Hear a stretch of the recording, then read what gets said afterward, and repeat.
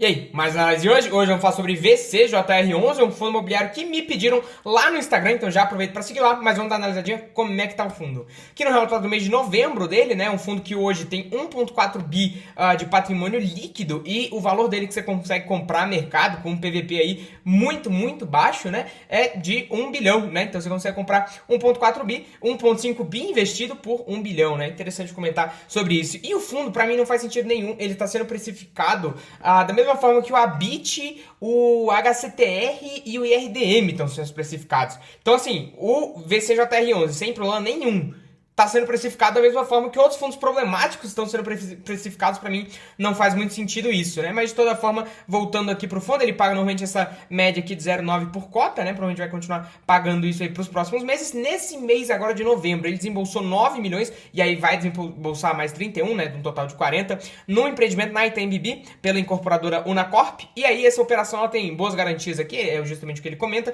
E o fundo, ele está 106% investido, né? Eu já explico o porquê disso. E aí, ele possui também maioridade nos votos dos CRIs que ele tem, né? 95% dos CRIs que ele tem, ele é majoritário, então a vontade dele será feita, né? E aí o fundo ele possui justamente 1,5 bi investidos, né? Sendo 86, quase 90 milhões aí em operações compromissadas reversas, né? O que são essas compromissadas reversas que permitem ao fundo investir mais do que ele tem de patrimônio, né? Interessante, se você assistiu o vídeo do Knip, eu vou deixar aqui no card, eu explico um pouco mais sobre como é que funciona essa operação, porém, né, conversando com o gestor, o que eu entendi? Eu entendi que a compromissada reversa, ela tem dois lados. Tem o lado do comprador e o lado do vendedor. Como é que ela funciona, primeiro de tudo, né? A compromissada reversa funciona da seguinte forma. Eu tenho uma carteira de CRI, por exemplo, eu tenho um CRI, e eu quero pegar o dinheiro líquido. Então, o que eu faço? Eu vendo esse meu CRI para uma instituição financeira, e essa instituição financeira me dá o dinheiro desse CRI, porque ela comprou de mim, e aí eu faço um compromisso com ela que eu vou recomprar, né? E na verdade eu faço um compromisso que ela vai me revender. Então ela tem o compromisso de me revender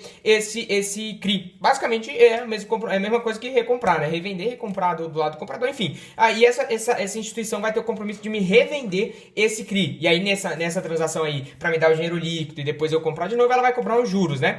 E o que eu acreditava ser? Principalmente no Knip, eu falei, o vídeo tá aí no card, eu falei justamente sobre isso, porque eu acreditava que o fundo, ele trabalhava do lado da instituição financeira, ou seja, ele recebia os juros. Porém, né, conversando com o gestor, o que ficou claro pra mim é que a maioria dos fundos, né, claro que aí você vai ter que conversar com o gestor de cada um deles, mas a maioria dos fundos que tem as compromissadas reversas, que são uma espécie de alavancagem, funciona da seguinte forma, né? Ele não, o fundo imobiliário não fica do lado da instituição financeira que recebe os juros, ele fica do lado do vendedor que paga os juros, né? E aí como é que vai acontecer isso, né? Ele vai justamente dar esse CRI dele, ele vai vender esse CRI dele, vai pegar o dinheiro agora e vai alocar e depois vai pagar um juros para a instituição financeira. Então, de toda forma, não faz sentido para o fundo imobiliário pegar esse dinheiro e pagar esses juros, a não ser que ele encontre uma operação de prazo semelhante, né, porque o gestor não é louco aqui, que pague e remunere melhor do que os juros que ele vai estar pagando. Então, de toda forma, continua sendo beneficial para o fundo a alavancagem, a compromissada reversa aqui nesse caso, tá? Então, só para deixar isso claro para vocês, tem muita gente que não entende, e conversando com o gestor eu tive essa explicação de como é que funciona nos fundos imobiliários, né? Aí vai de cada caso a caso, mas na maioria deles é dessa forma que funciona. E aí, a gestora aqui, né, a Vectis, comenta justamente sobre isso, que eles te convidam a me seguir lá no Instagram, a deixar o seu like aqui no YouTube também, a se inscrever aqui no canal. Então eles falam sobre isso, né? Algo básico que você já deveria ter feito, mas eu tô esperando aí você se inscrever, fechou? Não te custa nada. E aí, se você não gostar da análise depois do vídeo, você se inscreve, não custa nada também pra você cancelar a sua inscrição. Mas, só por essa explicação aqui do que é uma compromissada reversa, que não tem lugar nenhum da internet, do YouTube aí, você procura, não existe, né? Então, trazendo aqui de uma forma lúdica e fácil pra você. Só por isso já vale a sua inscrição, então eu tô esperando você se inscrever aí, fechou? Pode se inscrever, tô te esperando. Eu sei que você não fez, então pode pausar o vídeo tranquilamente, deixa seu like aí e já se inscreve. Show? Não vou continuar enquanto você não tiver se inscrito. Tô esperando, hein? Então fechou? Confio na tua palavra, confio que você esteja inscrito. No final, se você não gostar, você se desinscreve, mas por agora já se inscreve aí, fechou? Então agora falando sobre o fundo, né? Tem essa tabela de sensibilidade dele aqui, que no atual cenário, que a cota dele tá a R$ 71 praticamente, né? R$ 70 aí, R$ 70,50 para arredondar aqui, seria a mesma coisa comprar a carteira de CRI e IPCA, né? O fundo ele tem 90 e tantos por cento investidos em CRI e IPCA, se eu não me engano, a gente já vai ver isso no final do vídeo. Mas, então comprar essa carteira de CRIs e IPCA mais dele seria a mesma coisa que comprar uma carteira, né? Um CRI a IPCA mais 21,5%. IPCA mais 21,5% dessa carteira de CRIs que ele tem de IPCA. Então, assim, uma taxa totalmente absurda. Não sei nem se está certo isso daqui, mas, assim, uma taxa totalmente absurda, né? Você pensar nisso, porque o fundo realmente, uma parte vem da marcação a mercado normal, que todos os fundos têm, mas seria até 11%, né? Que é o que ele comenta aqui justamente no início, né? A carteira dele pagaria IPCA mais 11%. E aí a cota, estando com esse 25% de desconto, fica um absurdo, né? É difícil você encontrar um fundo de CRI que está totalmente adimplente sendo negociado nesses valores, né? Então acaba que fica um completo exagero aí a carteira de IPCA dele, né? Que tem justamente isso, 90% investido em IPCA e aí uns 15% mais ou menos investido em CRIs, né? Em CRIs de CDI ou Caixa. E aí paga CDI normal, né? E aí mostra um pouco mais, né? A MTM aqui dos CRIs IPCA e IPCA mais 11, como eu comentei. Já a o yield aí dos CRIs e CDI são 5. Então, você dá pra ver que a carteira dele é um pouquinho mais agressivinha, né? Um pouquinho mais high yield do que high grade, né? No medium risk, aí fica no medium risk, fica no meio entre os dois. Porém, se a gente for analisar a fundo as operações de crédito dele, eu já comento isso com vocês lá no final do vídeo também, mas me parecem que condições de crédito, né, carteiras de crédito ali, a carteira dos CRIs ali, as operações de crédito, me parecem de boa qualidade. Então, ele recebe mais do que deveria, porque a carteira, ela é basicamente, ela tá mais pro high grade do que pro high yield, mas ele recebe mais um high yield do que um high grade, né? Então, é interessante comentar sobre isso. Aqui a duration do fundo, né, muito baixa, 2,6 anos, então a duration que ele vai ficar tendo muitos giros aí, vai receber o valor de volta, né, o capital investido, o principal investido, né, o capital inicial investido de volta muito rápido, então ele vai ter que ficar fazendo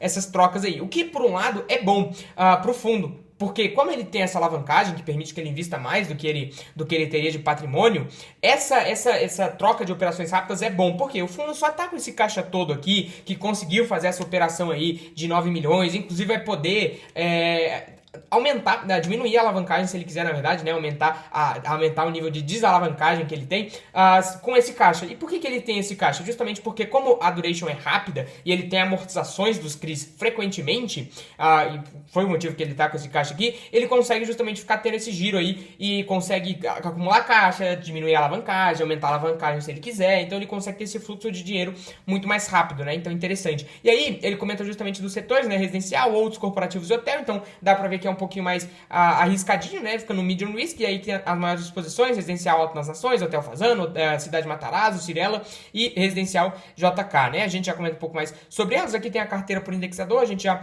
falou sobre isso. E aí sim, eu acho interessante comentar que a despesa do fundo é um pouco alta, tá? Tanto por essa questão da alavancagem, porém a receita, o que eu considero aqui, a despesa com a alavancagem é menor do que o ganho que ele tem, porque senão não seria lógico o gestor estar fazendo isso, não seria viável ele estar fazendo isso, né? Diferente do CPTS, que aí os caras meteram o pé na jaca e seja isso mesmo, né? Seja feliz. Mas aqui eu acredito que o gestor esteja sendo minimamente lógico, né? Então, a gente está falando aqui que a despesa dele é bem alta, tanto pela taxa de administração, a administração dele é de 1,6%, então é uma taxa de administração bem alta, e também essa alavancagem, então acaba que consome bastante do resultado do fundo. Se ele conseguisse diminuir essa taxa de administração dele, né, da Vectis aí, acredito que a gente conseguiria ter um dividendo mais alto, né? Já a alavancagem, acredito que esteja tendo um retorno maior, então não faria sentido diminuir ela no atual cenário, né? De toda forma, enfim, aí vai depender deles, né, da questão do CDI e tal, enfim. De toda forma, acho que seria interessante também eles conseguirem diminuir a alavancagem com esse valor que está em caixa, né, nos próximos meses aí. Então, a gente pode ter um rendimento maior, tanto por causa da inflação, quanto também se ele quiser optar por diminuir a alavancagem. Aqui tem as operações, né, dá pra ver o Hotel Fazano, residencial JK, como a gente falou, e aí dá pra ver justamente isso, né, a duration dele aqui bem baixa, 1 ano e meio, 1 ano, 2 anos aqui, uma operação grande, né, 0,4 anos, né, então assim, operações que tem uma duration normalmente mais baixa, e aí ele tem uma exposição aqui a essa taxa mais ou menos da carteira dele, né, de IPCA, na MTM, né, IPCA mais 10, mais 11, e na taxa de aquisição é IPCA mais 7, 8, então é uma taxa de aquisição aí bem tranquila. Também falta o vencimento aqui das operações, operação, do valor, né, o vencimento ali das operações, porém, bem tranquilo também, assim, a tabela tá incompleta, mais uma vez, né, mas, enfim. E aí a gente tem justamente essa questão da taxa de aquisição dele aqui, que pra CDI é mais alta, né, então pra CDI ele corre um risco maiorzinho do que ele corre no IPCA, né, mas bem tranquilo também a carteira dele. E aí, falando um pouco mais sobre as operações, né, primeiro delas, residencial alto das nações. Residencial alto das nações aqui, e a luz apagou, enfim, foda-se. O residencial alto das nações aqui, a concentração da carteira dele é de 10%, o LTV em 80%, então tá tranquilo. As garantias são boas e o vencimento aqui perto, né, 2029. Hotel fazendo a mesma coisa, vencimento aqui perto, garantias boas, LTV controlado ali, a concentração da carteira 10%, então você dá pra ver que são operações boas, né, então assim, pô, residencial é residencial, beleza, corre um risco maior, mas é o alto das nações, né, então assim, o hotel, beleza, corre um risco mais alto, mas é o hotel fazendo, né, então tem um LTV controlado, uma boa garantia, é um credor tranquilo, né, o vencimento é razoavelmente rápido, então assim, bem tranquilo as operações de crédito dele, diferente de um Habit, de um HCTR, que se cair e tiver tão descontado como tá o VCJR aqui, você fala, pô, realmente não faz sentido, né, realmente faz sentido, agora no VCJR não faz sentido, né, as operações são de boa qualidade, o LTV da cidade de Matarazzo lá no talo, porque tem uma data de vencimento maior, né, então assim, as garantias bem tranquilas também, o da Cirela aqui, residencial JK aqui também, então assim, bem tranquilo as operações de crédito do fundo, ele pagando bem, né, ainda mais por causa de estar descontado, então assim, não faz sentido nenhum, né, então se você achou que o fundo aqui faz sentido, né, em relação ao teu perfil de risco, cara, pra mim, parece o mercado ser irracional, a não ser que tenha alguma coisa de bastidor, institucional por trás, pra mim parece algo totalmente